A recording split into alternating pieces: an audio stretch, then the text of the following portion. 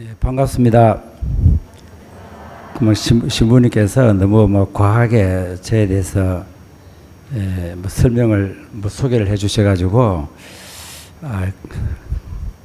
큰일 났다 싶습니다. 그 못 따라가면 어떻게 되겠는가 싶고 우선 제가 오늘 제주도 와서 여러분들과 같이 이 교회와 세상 여러분들 사회 교리 시간 그러다가 이수하시면서 이 시간을 가지게 되는데 저도 이 주제를 받고 나름대로 공부한다고 좀 애를 먹었는데 잘 안 됩니다 그게요. 그래서 같이 생각을 이렇게 나누는 것으로 이렇게 하도록 하겠습니다. 우선 제가 아까 소개를 하기 전에 미사 여러분들 노래를 부르셨잖아요. 미랄 하나가 땅에 떨어지면은 그 성가를 이렇게 같이 부르고 노래를 하면서 생각나는 것이 이렇습니다. 우리가 지금 대림 시기를 보내잖아요. 대림하면은 뜻을 모르는 사람은 아마 아무도 없지요. 누구를 기다립니까? 무엇 때문에 기다립니까? 이렇게 되면 답변을 하기 힘듭니다, 이게. 사실상 우리들에게 중요한 것은 예수님 기다리는 거 모르는 사람이 어디 있습니까? 다 알거든요. 그래서 중요한 것은 우리 신앙인이기 때문에 무엇 때문에 예수님을 기다리는가라고 하는 것이에요. 그런데 그 예수님은 어디서 태어나셨습니까? 해필은 왜 마구간입니까? 아주 참 좋은 집에서 왕궁에서 태어나야지 우리가 얻어낼 것도 있잖아요. 근데 마구간에서 태어난 그 불쌍한 아기한테서 우리가 무엇을 바라겠습니까? 과연 우리가 기다리던 그 예수님이 마구간에서 태어나셨는데 저분이 우리가 기다리고 희망하던 것을 채워주겠습니까? 여러 가지 질문들이 이렇게 나오잖아요. 그래서 무엇 때문에 저분을 기다리는가 하는 이런 질문도 한번 던져볼 수는 있다는 생각이 듭니다. 그래서 저분이 마구간에서 태어나셨다. 여러분들 저 사회 교리를 하셨잖아요. 그 문제하고 같이 연관시켜서 생각해 볼 수 있을 것 같아요. 마구간에서 태어나셨다라고 한다면은 우리로 하여금 마구간을 들여다보도록 하기 위해서입니다. 안 그렇습니까? 실질적으로 우리는 마구간을 들여다보려고 하지 않는다는 것이에요. 요즘 같았으면은 돈이라든지 권력이라든지 이것을 바라보고 싶고 살지 누가 마구간에서 희망을 걸고 이렇게 들여다보겠습니까? 그러나 마구간에 그 불쌍한 아기들, 그 더럽고 지저분하고 누추한 곳이잖아요. 그런 곳에 사는 사람들 얼마나 많습니까? 우리가 얼마만큼 그 사람들을 들여다보고 있는가 하는 이런 질문이 생기잖아요. 그래서 우리가 저분을 기다리는 것은 나도 저분처럼 마구간 인생을 들여다보아야 되겠구나. 그것을 우리 희망을 하고 있는 것이에요. 실질적으로 들여다보지를 못하니까. 그러니까 나로 하여금 우리 기다린다고 한다면은 나는 지금까지 누추하고 더럽고 지저분한 그런 곳을 항상 외면을 하였는데 이제 드디어 그것을 들여다보도록 내가 변화되길 기다리는 것이겠지요. 그렇게 생각 안 하십니까? 예?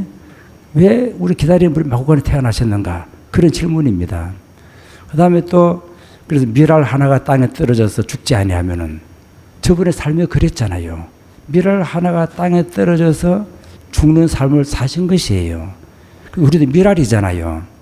근데 내가 미랄인데 땅에 떨어져 썩어서 없어지기를 바랍니까? 나 영원히 끝까지 살고 싶어요. 그런데 내가 미랄로서 땅에 떨어져서 썩어서 없어지니까 거기서 새로운 생명이 태어나는 것이에요. 그런 날이 오기를 내가 그렇게 변화되기를 기다리는 것이 아니겠습니까? 그래서 아까 저 노래를 부르면서 참 대림절에 노래 참 잘도 선정하셨다 하는 생각이 들어가지고 이렇게 제 말씀을 드리는 것입니다. 우선 제가 오늘 여러분들 같이 교회와 세상에 대해서 이렇게 생각을 하면서 이야기가 너무 길어질 것 같기도 하고 그래서 왔다 갔다 하다가 보면은 여러분들 정신이 좀 헷갈릴 것 같아가지고 제가 요점을 우선 간단하게 말씀을 드리고자 합니다. 우선 여러분들 유인물 중에서 이제 보면 2페이지 제가 이거 유인물을 인쇄물을 만든다고 그 원고를 써내라 해가지고 적다 보니까 좀 두 수도 없게 되었는데 3페이지에 보면은 이제 우리 사회 문제들 쭉 이렇게 제가 대충 생각나는 것만 한번 이렇게 적어 보았습니다. 뭐 3.1이라든지 8.15, 뭐 6.25 제주도 4.3 사건들 많지 않습니까? 이런 문제, 요새 뭐 제주도 뭐 강정 해군 기지라든지 또 밀양 송전탑이라든지 여러 사건들이 이렇게 일어나지 않았습니까? 이런 사건을 보면서 좀 저는 사실 부끄러운 생각이 많이 듭니다. 이 강정에도 제가 몇 번밖에 못 와봤고 적극적으로 참여하지도 못했고, 제가 밀양에 살고 있으면서도 밀양 송전탑 거기도 그렇게 여러 번 자주 뭐 찾아가지도 못했고, 이런 게 참 부끄럽지요. 그러나 그런 사건들을 보면서 우리는 이런 사건들이, 이런 사회 문제가 어떻게 해결되기를 바라는가 하는 이런 마음들을 다들 가지고 있는 것이에요. 그래서 아마 이런 문제를 가지고 여러분들께서 뭐 지난 1년 동안 공부를 많이 하셨다라는 생각이 듭니다. 그래서 이런 사건들을 보면서 그런 사건에서 터져나오는 함성들, 함성들을 들으면서 그냥 그 소리만을 듣는 것이 아니라 그 함성은 인간의 내면 깊숙한 곳에서 이렇게 나왔을 것 아니겠습니까?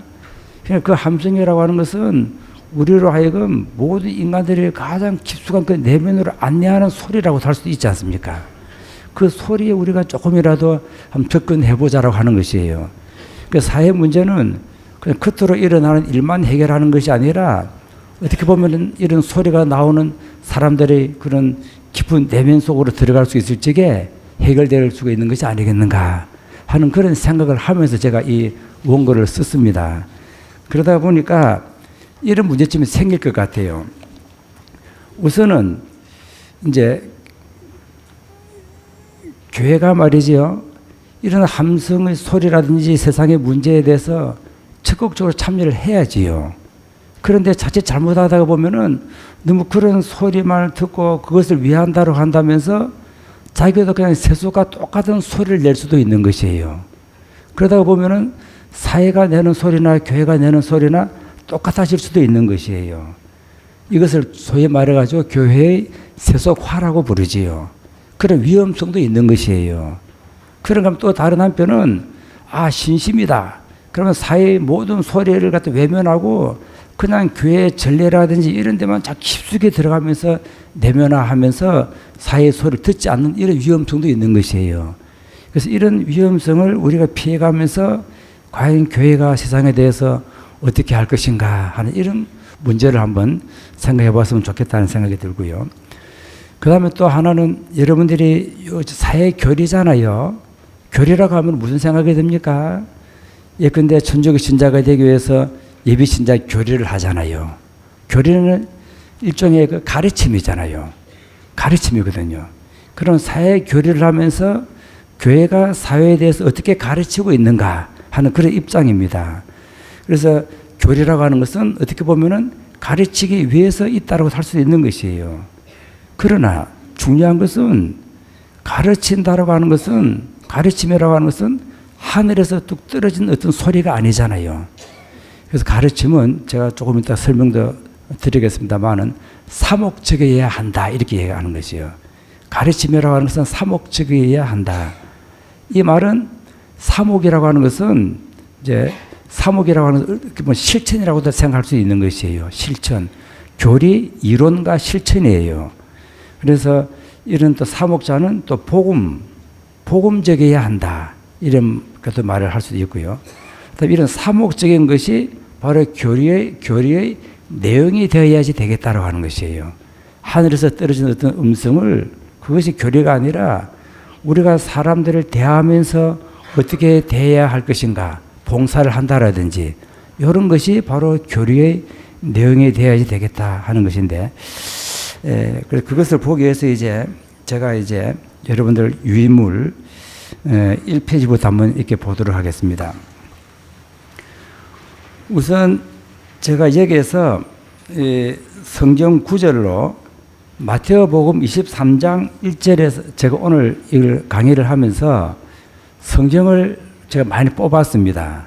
그래서 여러분들이 나중에 제가 말씀드리고자 한 것을 다 잊어먹더라도 제가 든 이 성경 구절들은 마음에 새겼으면 좋겠다 하는 뜻이었어요. 그것이 하나의 그 길라잡이도 될 수가 있고요. 그래서 일단 마태복음 23장 1절에서 4절을 뽑았는데 그 내용은 이렇습니다. 제가 읽어볼게요. 그때 예수님께서 군중과 제자들에게 말씀하셨다. 율법학자들과 바리사이들은 모세의 자리에 앉아 있다.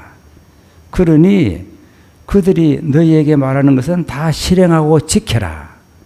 그러나 그들의 행실은 따라하지 마라. 그들은 말만 하고 실행하지 않는다. 또 그들은 무겁고 힘겨운 짐을 묶어 다른 사람들 어깨에 올려놓고 자기들은 그것을 나르는 일에 손가락 하나 까딱하려고 하지 않는다. 이 내용입니다. 그래서 여러분은 교회의 가르침에 따라서 세상의 빛과 소금의 역할을 다하는 평신도 지도자 양성이라는 목표 아래서 이런 그 목표 아래서 사회 교리 학교를 이수하였지요. 그래서 저는 사회 교리와 함께 사회 사목에 대해서 좀 이야기를 하고자 한다는 것이에요.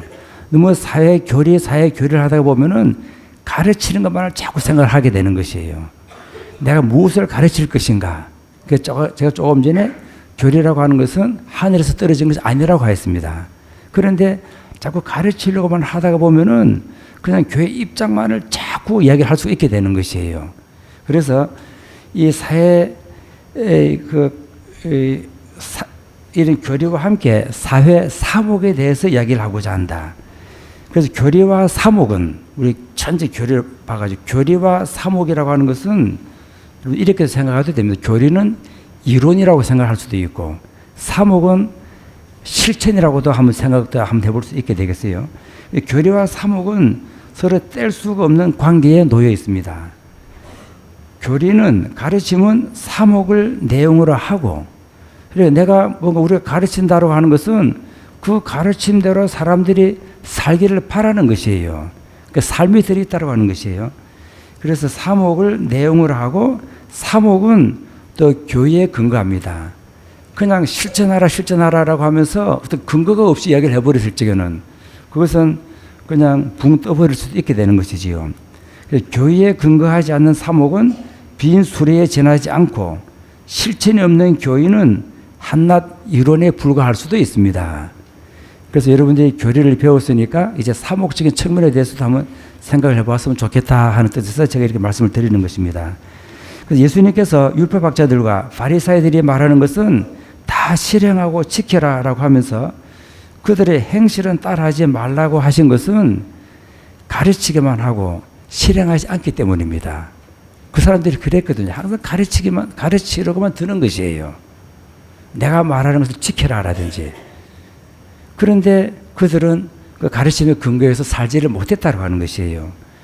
그래서 가르침에 근거하지 않은 그들의 행동은 예수님이 보시기에는 무겁고 힘겨운 짐을 묶어 다른 사람들 어깨에 올려놓고 자기들은 그것을 나르는 일에 손가락 하나 까딱하려고 하지 않는 형태로 이어진다고 하는 것이에요.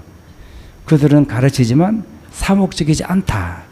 그래서 가르치는 교회는 그래서 사목적이어야 한다는 것을 한번 제가 제일 첫 주제로 여러분들께 던지고 싶은 것입니다. 그렇다면 사목은 무엇인가? 사목에 대한 이야기를 많이 들으셨지요? 사목. 우선 제일 첫 번째로 우리가 사목에 대해서 2차 바티칸 공회가 정의해 준 대로 하자면은 사목은 인간에게 봉사하는 것입니다. 인류에게 봉사를 하는 것이에요. 인류에게 봉사를 한다고 했을 적에는 본당에서 신부님이 신자들에게 봉사하는 것만을 이야기를 하는 것이 아니에요. 근데 우리나라에서 보면은 대체적으로 사목이라고 하는 것은 한 본당 안에서 신부님이 신자들을 대상으로 해서 봉사하는 것을 사목으로만 이야기를 하고 있습니다. 그러다 보니까 신자들은 사목한다는 생각을 별로 하질 아니해요. 그러나 2차 바티칸 공의에 의하면은 신부와 평신도들이 함께 인류에게 봉사를 하는 것이에요. 무슨 말씀인지 이해가 됩니까?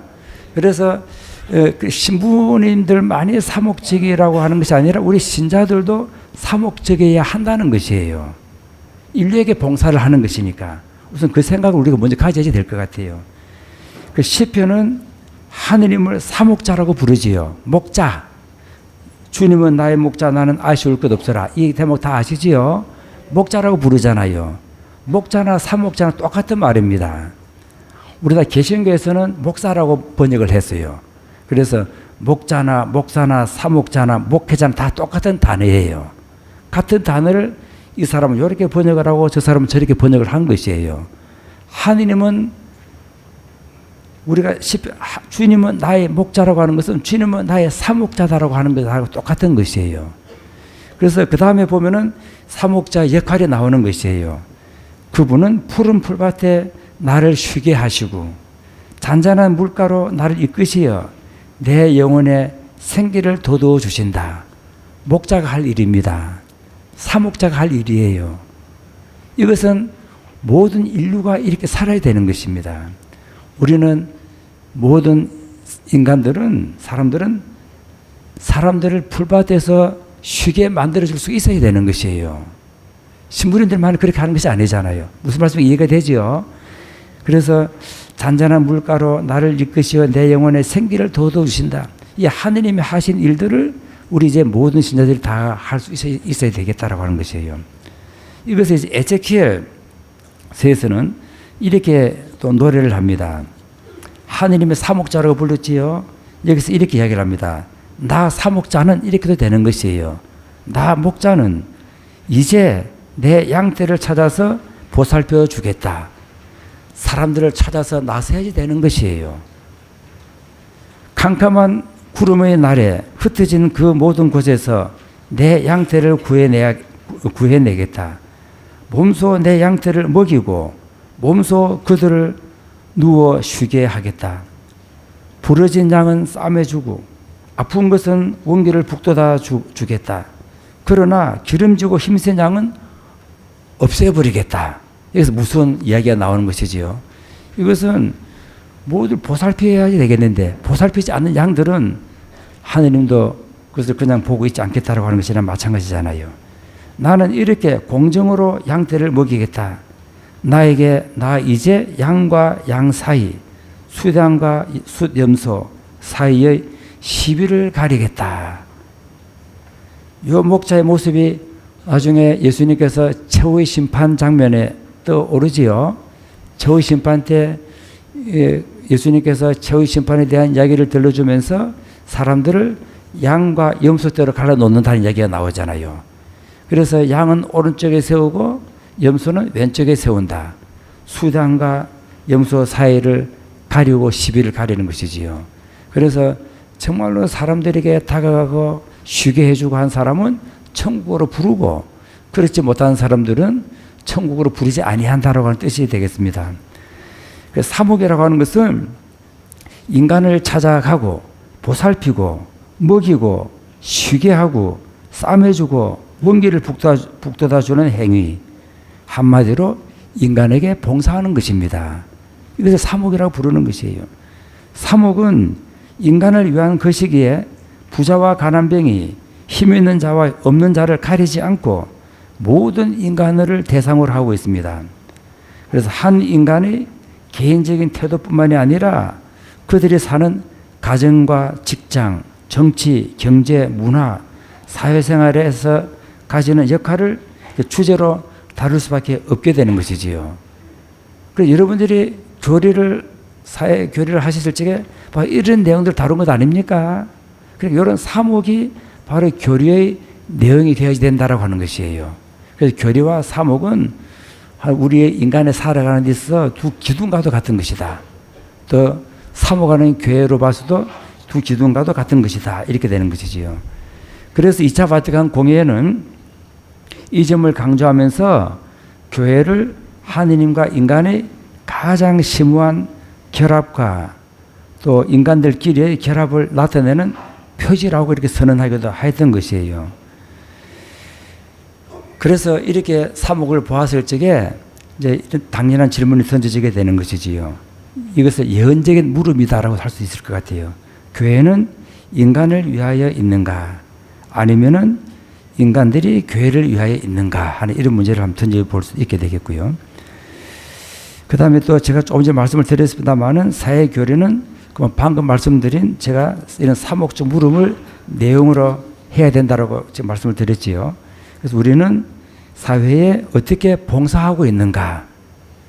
그러니까 봉사해야 한다 이것만을 가르칠 것이 아니라 어떻게 봉사해야 하는지. 사목은 한 본당에서 사제가 국제적으로 봉사하는 것이 아니라 전체 교회가 평신도와 사제가 성직자가 함께 온 인류를 위해서 봉사하는 것이다. 교회는 그래서 온 세상에 봉사하고 있는가? 사목적이라고 한다면은 이런 질문을 던져지는 것이에요.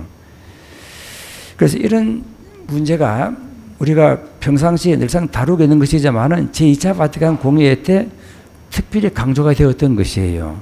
그래서 이 문제를 다룬 것이 사목 헌장에 잘 드러나고 있지요. 그래서 제가 4번에 그 내용을 써놨습니다.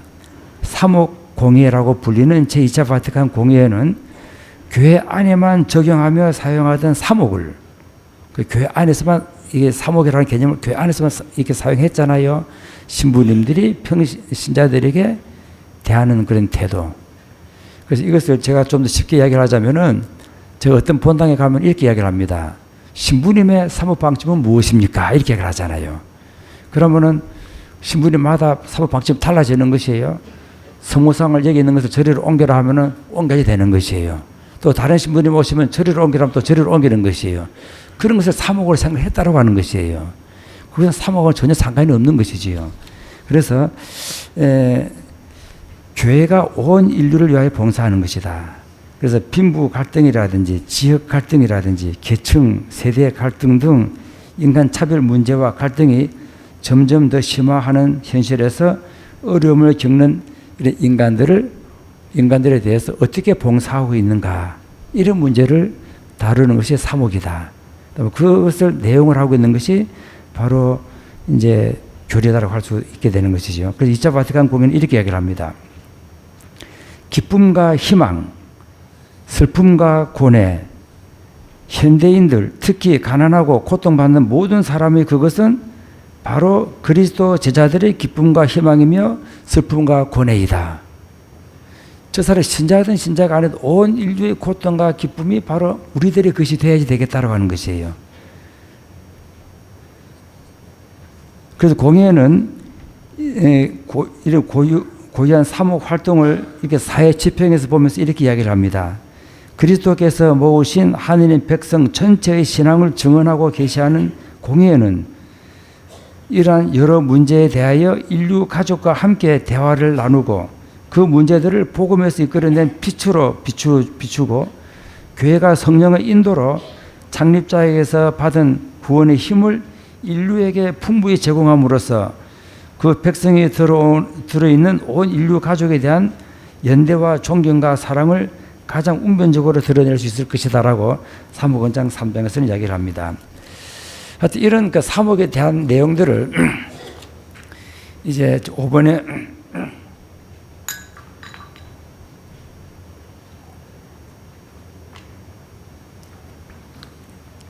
아주 주의 깊게 이제 아주 깊이 반성한 교회가 남미입니다. 남미. 남미에서 처음으로 이 2차 바티칸 공회가 사용한 사목이라고 하는 개념을 아주 진지하게 받아들이는 것이에요. 받아들이게 되면서 사회 사목이라고 하는 말이 나오게 되는 것입니다. 교회는 사회의 여러 문제들, 예컨대 가난의 문제라든지, 특별히 이번에 프란치스코 교황과 함께 특히 강조가 되고 있는 난민 문제라든지 이주 문제, 청소년, 세계화, 여성 문제, 성 문제 등에 대해서 적극적으로 관심을 가지게 되었던 것이에요. 그래서 한국 교회의 경우도 이런 사회 사목이라고 하는 용어를 사용하고 있지요. 그래서 보면은 각 조그마다 사회 사목이라고 하면서 이제 뭐 여성 사목 이런 이야기들이 나오잖아요. 항상 그런 문제를 이야기를 하면서 이제 사목의 주체도 보면은 신부님들만이 사목의 주체가 아니라 모든 신자들이 사목의 주체가 되는 것이에요. 그러니까 여성 사목이라고 한다면은 신부님이 여성을 상대로 해서 사목을 하는 것이 아니라 신부님들과 모든 여성들이 여성에 대한 문제에 대해서 봉사하는 것이 되겠지요. 그래서 모든 사람들이 이제 여성 사목하면 여성들도 사목의 주체다. 뭐 이렇게 이야기가 되는 것이에요. 그래서 이런 문제를 이제 우리가 어떻게 사목적으로 한번 이야기를 할 수 있을까 하는 이런 문제를 이제 한번 제가 같이 생각해 보고자 하는데, 그래서 제가 그 나아에다가 교회가 이런 문제를 해결할 수 있을까라고 이렇게 쭉 문제를 제가 제시를 해 보았는데요. 그래서 이런 문제를 어떻게 우리가 다룰 것인가 하는 문제에 대해서 우선 그래서 이런 문제에 대한 교회 입장을 이야기하면서 제가 이게 프린트물에는 써놓지를 않았습니다만은 제가 4가지 점을 한번 먼저 제시를 하고자 하는 것이에요. 우선 교회는,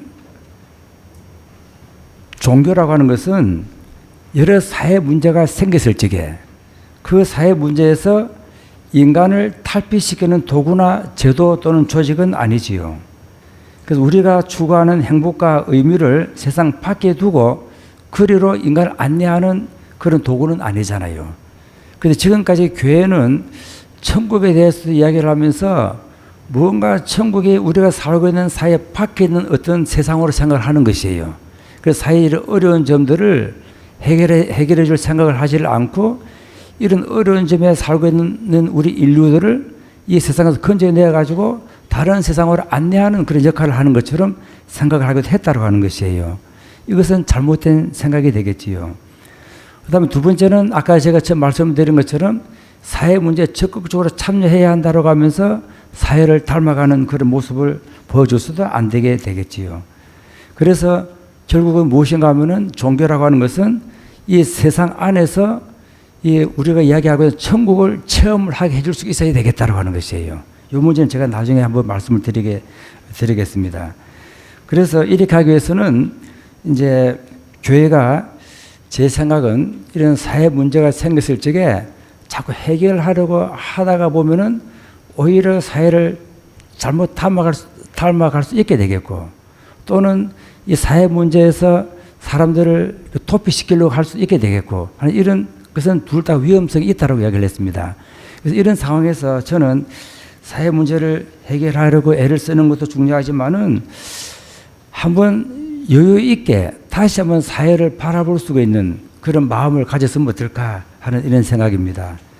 그 질문을 제가 이렇게 던져보았습니다. 사회 문제에 대해서 직접 우리가 해결하려고 할 수 있게 되겠지만은 내가 너에게 무엇을 해주기를 바라는가 하는 이런 질문들. 이것은 제가 이제 뒤에 솔로몬에 대한 이야기, 제 3번에 이야기를 했는데, 내가 너에게 무엇을 해주기를 바라는가 하는 이런 자세도 교회가 좀 가질 수 있어야 되지 않겠는가라고 하는 것이에요. 내가 너 사회에게 무엇을 해주기를 바라는가. 이 질문은 그러니까 하느님께서 인간에게 던지신 질문이기도 하다는 것이에요. 그래서 하느님께서 인간에게 던지신 질문을 우리도 할 수 있어야 되겠다. 열왕기 전서 3장 4절에서 13절, 제가 인용은 그 내용은 대충 이런 내용입니다. 이 대목을 우리가 한번 묵상을 하면서 이런 하느님의 자세를 우리가 배워가지고 사회 문제에 접근하면 어떻겠는가라고 하는 것이에요. 그래서 이것은 이렇습니다. 임금 살로몬입니다. 솔로몬이 제사를 드리려고 기브온에 갔습니다.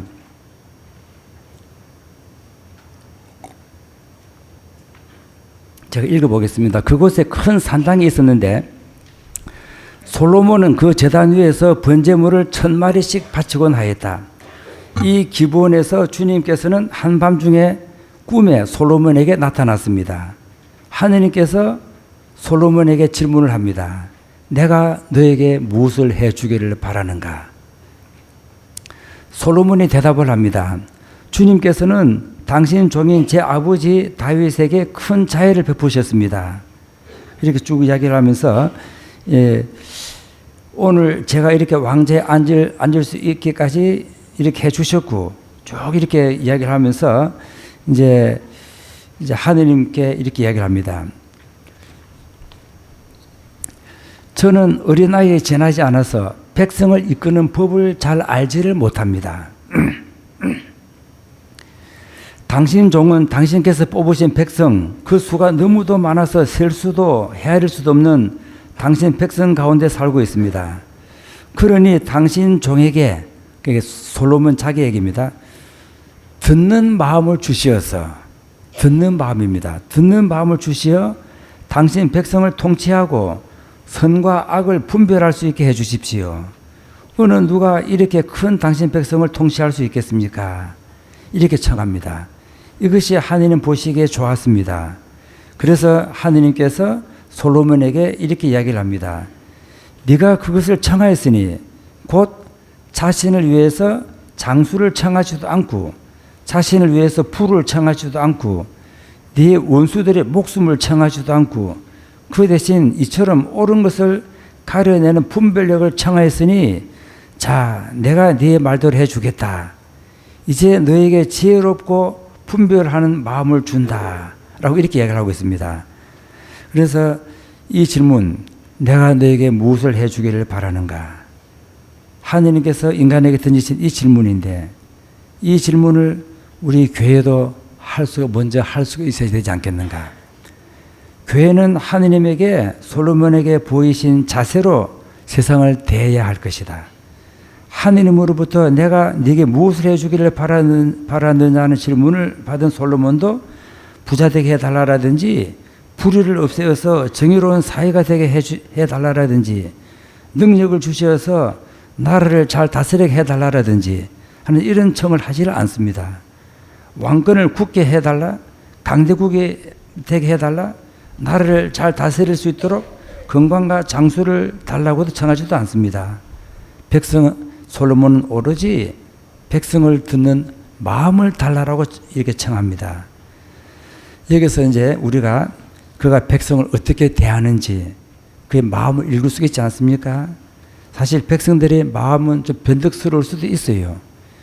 그리고 조금만 기분이 좋으면 칭송했다가 조금 기분이 상하면은 그만 저버릴 수도 있는 것이에요. 그러나 그것에 상관없이 그 이면에 있는 그 마음을 듣게 해달라 하는 이런 청을 이렇게 던지지 않습니까? 그래서 교회도 자기가 자기의 직분과 제도로 또는 복음을 선포한다는 이유로 빈곤과 전쟁을 없애며 평화를 이루어갈 수 있다는 그런 생각과 자기에게 사회 문제를 해결할 수 있는 능력이 있는 자만심에서 벗어나서 오히려 인간을 듣는 마음을 먼저 가져야 되지 않겠는가. 빈곤과 전쟁, 폭력, 노인 복지 등 우리 사회의 산재 문제들이 많지 않습니까? 인간의 능력으로는 해결할 수 없는 것이에요. 이 문제를 내가 능력으로 내가 해결할 수 있다. 내가 해결해 주겠다라든지 이런 마음을 가지기 이전에 먼저 그들의 마음을 읽는 그런 자세가 필요하지 않겠는가. 그래서 이런 문제들을 힘과 제도에 의지해서 해결하러 갈 적에 그 다음에 내가 또 교회가 마치 사회에다가 내가 시키는 대로 하면은 평화를 얻을 수 있다라든지 하는 생각으로서 사회의 평화를 선사할 수 있는 능력이 있다고 자만할 적에 교회는 사회의 여느 조직과 다름없는 조직으로 변할 위험성도 있다고 하는 것이에요. 그래서 교회는 솔로몬에게 질문하시는 하느님의 마음으로 사회에 다가가야 하겠다. 하느님 몰라서 물었겠습니까? 솔로몬이 무엇을 원하는지를 몰라가지고 내가 너에게 무엇을 해주기를 바라는가라고 물었겠습니까? 다 아시잖아요. 다 아시면서도 그런 물음을 다가갔잖아요.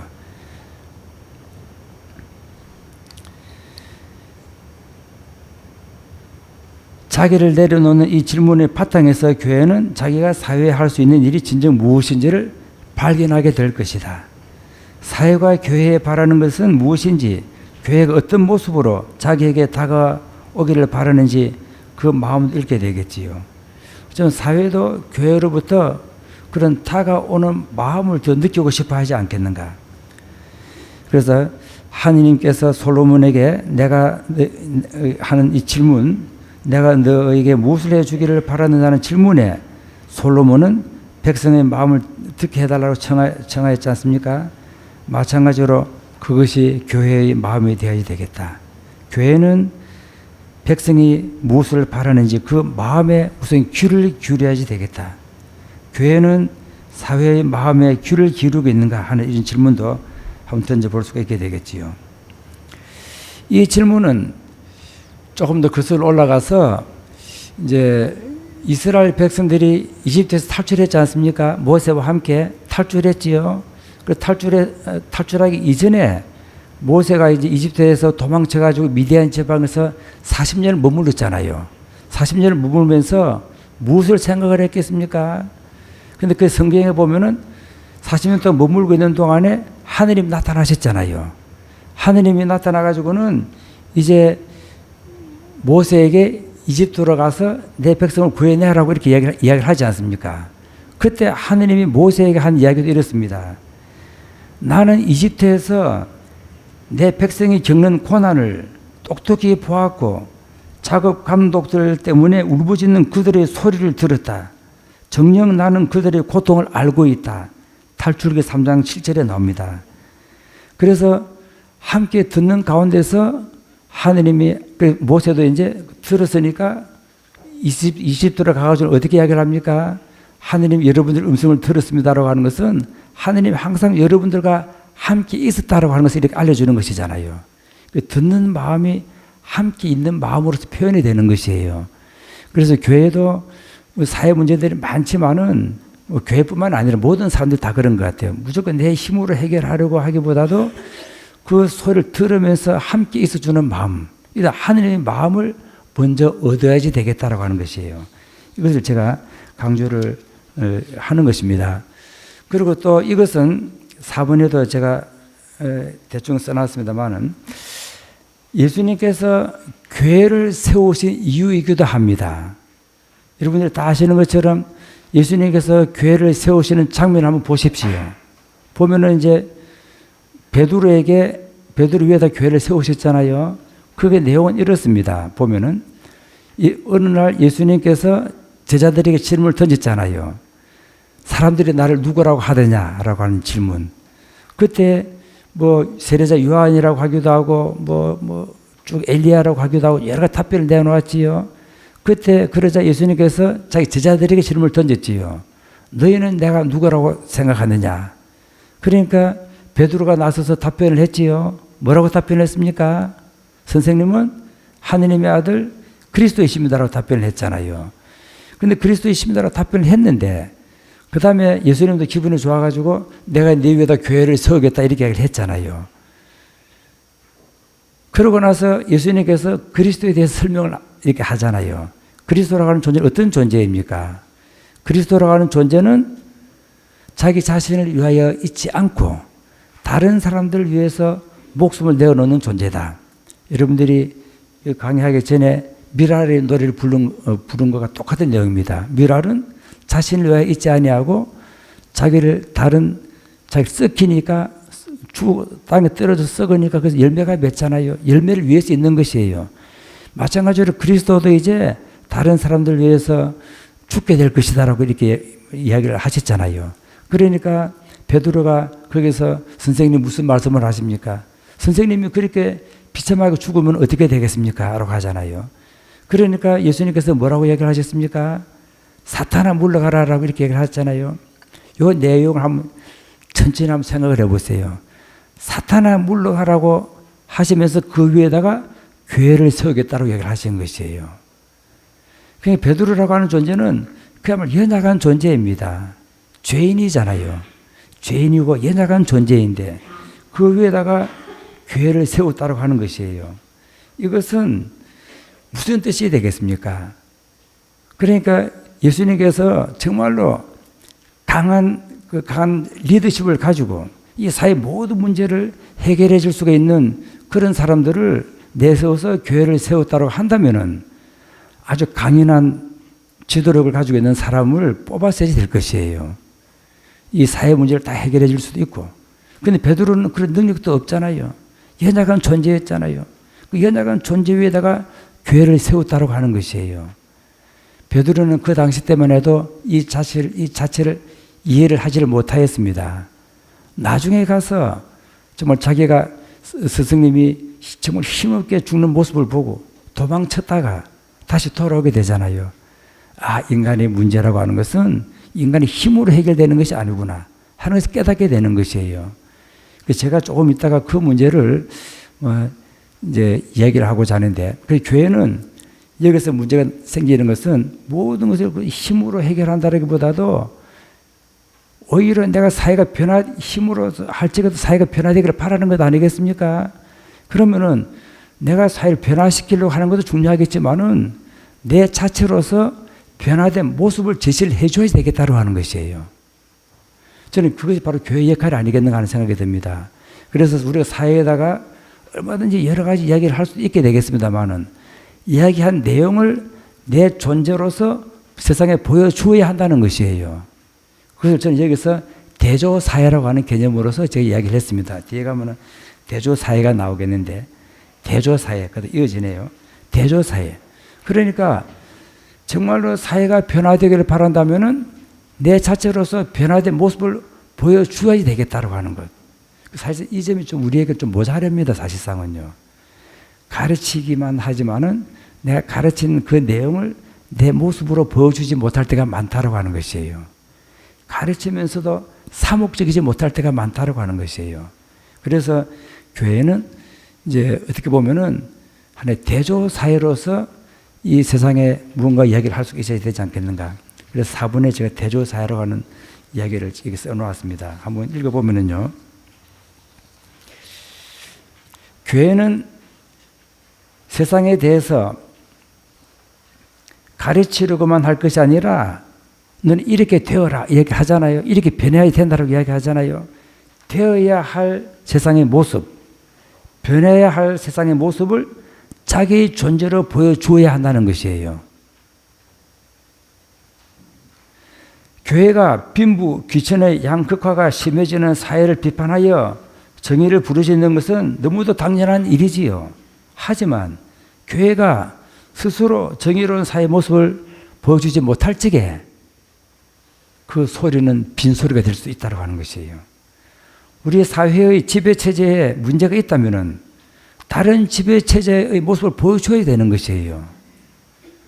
그런데 지난날 교회를 보면은요, 너무도 세상을 닮아갔던 것이에요. 우리 제일 처음에 교회가, 예수님께서 교회를 세우고 나서 초기 교회가 있었잖아요. 그때는 정말 하나의 공동체로서 서로 나누게 하는 공동체였는데, 이 교회가 아주 종교의 자유를 얻었잖아요. 자유를 얻으면서 로마 제국으로부터 자유를 얻으면서 어떻게 되었습니까? 제국의 모습을 닮아가는 것이에요. 그래서 교황은 황제의 자리에 서게 되고, 그 다음에 성직자들은 로마 제국의 높은 관료가 되는 것이에요. 그리고 또 로마 시민들이 있었잖아요. 그 위에 정치인들 밑에 시민들이 있었잖아요. 교회에도 보면 이제 평신도들은 그냥 성직자들 밑에 있는 그룹으로 생각을 하게 되는 것이에요. 그러다 보니까 신자들은 성직자들 제도 요 밑에 있는 어떤 그런 그룹으로 생각을 하게 되었던 것이지요. 2차 바티칸 공회가 이런 사고방식을 엎어놓았던 것이에요. 교황님도 주교님도 성직자도 모두가 신자다라고 하는 것이에요. 우리는 어떻게 신자 개념을 쓰고 있습니까? 저는 신자입니까? 저는 신자 아닌 사람처럼 생각하는 거예요. 여러분들이 신자고, 여러분들이 신자고 저는 신자가 아니잖아요. 이게 어느새 모두 이분화가 되어버린 것이에요. 사회 구조가 똑같아져 버렸다고 하는 것이에요. 2차 바티칸 공회는 이것을 개혁시키고자 했던 것이지요. 모두가 다 신자다. 교황도 신자고 주교도 신자고 다 신자다. 이런 내용들입니다. 그래서 이런 사회 체제를 비난을 하면서 사회 체제의 모습을 했을 적에 어디서 그 힘이 있겠습니까? 그게요. 그러니까 정말로 사회 체제에 대해서 문제가 있다면은 다른 체제의 모습을 보여줘야 되는 것이에요. 공동체의 모습을 더 보여줘야 되겠지요. 우리의 사회가 부익부, 빈익빈의 모순 구조로 변해가는 것을 우려한다면은 그 차이를 없앤 가난한 모습을 교회가 보여줘야 되는 것이에요. 그런데 요새 보면은 교회가 너무 제가 밀양에 살고 있는데 부산에 보면 1,000억짜리 교회도 세운다고 그러더라고요. 교회를 짓는데 1,000억이 든대요. 100억만 해도 저는 뭐 그게 감당을 못 하겠는데 1000억이래요. 과연 가난한 사람이 그 안에 들어가서 기도를 할 수가 있을까요? 그래서 기도하는 사람들은 무엇을 위해서 기도를 할 수가 있을까? 우리가 기도하는 것은 어떻습니까? 가난한 자는 복이 있다. 가난한 자만이 행복이 무엇인지 안다는 것이에요. 우리가 가난한 존재로 태어나야 되는 것이에요. 가난한 모습을 보여줘야 되는 것이에요. 그것을 보여주지 않을 적은 어떻게 됩니까? 가난에다가 이제 우리는 여러 가지로 의미를 부여하면서 이제 막 돈도 가지고 뭐도 가지면서 뭐 이렇게 가난 이야기를 할 수가 있는 것이에요.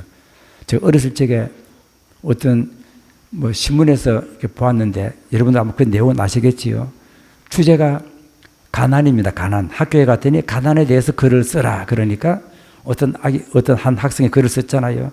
우리 아버지는 가난합니다. 우리 어머니는 가난합니다. 우리 집 운전사도 가난합니다. 그 다음에 주방 식모도 가난합니다. 다 가난한 것이에요. 그런 가난입니다. 그게 가난입니까? 자기네들은 가난하다고 말을 하겠지요. 그럼 누가 그 사람들 보고 가난하다고 하겠습니까? 우리는 이런 모순의 체부를 때가 참으로 많습니다. 이것은요. 우리의 사회가 서로 나누지 못하고 극도로 이기적인 모습을 보인다면은 그래서 우리 비판하지 않습니까? 진짜 비판하지 않습니까? 그렇다면은 힘 있는 자의 힘으로 없는 자의 인권을 유린하고 착취한다면은 아낌없이 내어주고 나누는 모습을 교회가 보여줘야 되는 것이에요. 보여주지 못할 적에는 하나의 위선이 될 수도 있고 사람들에게 온갖 또 비난을 또 받을 수도 있게 되겠지요. 아무리 작은 인권이라도 지켜주는 모습을 보여줘야 되는 것이에요. 그러니까 인권 주장 못할 사람이 어디 있습니까? 어저께가 12월 10일 인권주일이잖아요. 또 세계 유엔이 정한 인권의 날입니까? 그 이야기 못하는 사람이 어디 있습니까? 그러나 누구 입에서 인권이라는 말이 나오는 것에 따라서 느낌이 다르잖아요. 우리는 다른 느낌을 사람들에게 보여줘야 되겠지요. 몸에 십자가만 그을 것이 아니라 십자가 무엇 때문에 그렇습니까? 우리 몸에다가요. 나는 천주교 신자다 표시내기 위해서 십자가 긋는 게잖아요. 밥을 먹을 적에도 십자가 안 긋고 먹으면은 천주교 신자가 안 있는 사람이 밥 먹는 것 같으니까. 그 십자가를 긋는 이유가 무엇입니까? 내 인생의 목표는 십자가다라고 하는 것이에요. 근데 십자가 말이 쉽지 됩니까? 십자가는 어떤 것입니까? 달리면 죽어야 됩니다. 그럴 용기 있습니까? 근데 그런 용기는 우리는 없는 것이에요. 십자가? 옛날 예수님 시대나 달릴 수가 있지. 우리는 달릴 수가 없는 그런 십자가가 되어버린 것은 아닌가. 그런데 우리가 어떻게 사회에 대해서 십자가에 대해서 얘기할 수가 있겠습니까? 우리 몸이 걷는 십자가는 도대체 무엇입니까? 성당에 달린 십자가는 무엇입니까? 네온사인에 덮인 십자가 제 모습도 없다라는 생각이 들어요. 그건 하나의 광고잖아요. 십자가를 어떻게 광고를 합니까? 그래서 몸에 십자가만을 그을 것이 아니라 우리 몸으로 십자가를 세상에 보여줘야 되겠는데 이게 과제가 되는 것이에요. 대조사회를 그 모습을 보여줄 수 있어야 되지 않겠는가? 다른 이를 위해서 죽인 몸, 자신을 죽인 몸, 다른 이의 행복을 위해서 자신을 녹이고 불태운 모습으로 보여줄 수 있어야 되지 않겠는가? 이런 문제가 우선제기해야지 되지 않겠는가? 교회가 사회의 여러 문제에 대해서 던지고픈 말이 진실이기 위해서는 그 말을 먼저 자신에게 적용을 할 수 있어야지 되지 않겠는가? 교회가 하는 말이 사회에 먹혀 들어가지 않는다면은 교회가 사회와 다르지 않기 때문에 그렇다. 우리 성찬의 전례, 미사를 드리지 않습니까? 미사 드리지요. 주일마다 미사도 드리고 또 매일 미사를 드리잖아요. 미사를 드리는 그 공동체 있지 않습니까? 저는 그것이 바로 대조사의 모습이라고 생각합니다. 우리 미사를 드리면서 그냥 주님께서 미사 성체도 영하고 했으니까 뭐 좀 예수님한테 좀 잘 보이려고 그냥 뭐 성체를 영하고 나서 그냥 열심을 바라면서 부자되게 해달라 뭐 이런 기도도 막 바치고 뭐 행복하게 해달라 기도를 바치는데 사실상 성체를 영한다면은 그런 기도를 바칠 수가 없지요. 안 그렇습니까? 성체 예수님께서도 참 답답하셨을 것입니다. 제자들에게 이런 얘기를 해도 못 알아들었으니까 마지막 날 죽기 전에 이제 죽고 나면 더 이상 이야기도 할 수도 없잖아요. 당신의 몸으로 대조적인 모습을 보여주시는 것이에요. 빵을 들고는 어떻게 이야기합니까? 내 몸에다 받아 먹어라 그러셨잖아요. 그러면서 빵을 어떻게 하셨습니까? 쪼개신 것이에요. 이 말은 무슨 이야기입니까? 나는 너를 위해서 내 몸을 쪼갠다라고 하는 것이에요. 그런데 그 성체를 예수님 몸을 받아 먹은 사람들 누구입니까? 12제자 팔아먹고 도망치고 했잖아요. 예수님 그것을 아셨습니까? 몰랐습니까? 알았을까요? 몰랐을까요? 아시면서도 너는 나를 팔아먹고 너는 도망치고 배반하고 내가 죽을 적에는 다들 십자가 다 없어져 버렸잖아요. 그것을 아시면서도 나는 너를 위해서 내 몸을 쪼갠다. 내 몸을 희생시킨다고 하는 것이에요. 그리고 그 성체가 우리들 몸 안에 들어오면 어떻게 됩니까? 녹아서 사라져 버리잖아요. 나는 너희 행복을 위해서 너를 위해서 내 존재를 쪼개고 그 다음에 녹이면서 사라지게 한다. 미랄처럼 죽어서 없어진다고 하는 것이에요. 너라고 하는 열매를 맺기 위해서. 그것이 우리가 매번 반복하면서 하잖아요. 하는 이유가 무엇입니까? 성체를 영하는 이유가 무엇입니까? 주님, 나도 당신처럼 저 나를 배반한 사람, 저 나에게 상처를 주고 나에게 항상 골칫덩어리가 되고 하는 저 사람을 위해서라도 내 몸을 쪼개게 해주십시오. 희생시키게 해주십시오. 저 사람의 몸으로 녹아 들어가서 사라지게 해주십시오. 저 사람이 생명을 얻어서 잘 살 수 있도록 이런 기도를 받기 위해서 성체 영하는 것 아닙니까? 어떻습니까? 맞기는 맞는데 그런 생각 잘 안 하잖아요. 안 되잖아 그게요. 예? 그러니까 무엇 때문에 성체를 받아 모시느냐라고 하는 것이에요. 그러니까 이 모습을 우리가 보여줘야 되지 않겠습니까? 아, 성체를 영하는 사람은 저 사람은 자기 자신을 왜 살지 아니하구나. 그런 모습을 보여줘야 되겠다고 하는 것이에요. 대조적인 모습, 무언가 다른 모습, 이 모습을 보여줘야 될 것 아닙니까? 그래서 영성체, 미사의 그 공동체라고 하는 것은 그야말로 대조사회의 가장 전형이라고 할 수 있는 것이지요. 그러니까 이런 대조사회의 모습을 우리가 보여줘야 되겠다. 그래서 질문입니다. 제가 밑에 좀 심하게 써놨는데, 교회는 과연 복음을 말로 선포하는 조직이나 제도가 아닌데, 그래서 질문입니다. 교회는 지금 대조사회로서 지금 존재하고 있는가? 아니면은 자꾸 사회를 닮아가는 아류인가? 영성체를 하면서도 대조적인 이런 모습을, 내 몸을 성체를 만드는 것이잖아요. 성체를 만들어가지고 이런 대조적인 몸을 보여줘야 되겠는데, 그런 몸이 아니라 세상 사람들하고 똑같은 모습들, 잘 살게 해달라라든지 웰빙, 힐빙이나 외치고 하는 이런 몸으로 자꾸 변화가 되게 해달라고 한다면 무엇이 다른가라고 하는 것이에요. 돈으로 쌓아 올린 바벨탑과 같은 대형 교회, 가난한 자는 행복하다는 노래를 부르면서도 부자들의 마음을 건드리지 않게 안고 설교를 해야 하는 교회, 참으로 비참하지요. 돈 없는 자들은 접근하기 어렵고 더 이상 가난한 이들은 들어가서 하느님을 찬양하는 노래를 부를 수 없는 교회, 그분의 구상과는 전혀 딴판인 교회, 이런 모습을 혹시나 보여주고 있는 것은 아닌가. 여기서 어떻게 가난과 정의와 평화와 사랑의 이야기가 나올 수가 있겠는가. 어쩌면 오늘날 우리 교회가 이 세상에 대해서 큰 소리를 치지 못하는 것도 너무도 사회를 닮아 있기 때문에 그런 것은 아닌가 하는 이런 반성적인 질문을 던지게 되는 것입니다. 제가 아까 수님한테 이야기 듣기로 조금 쉬면서 김밥도 먹어야 된다 그러던데 조금 한 15분쯤 쉬다가 제가 이제 말씀을 드릴게요. 예, 그렇게.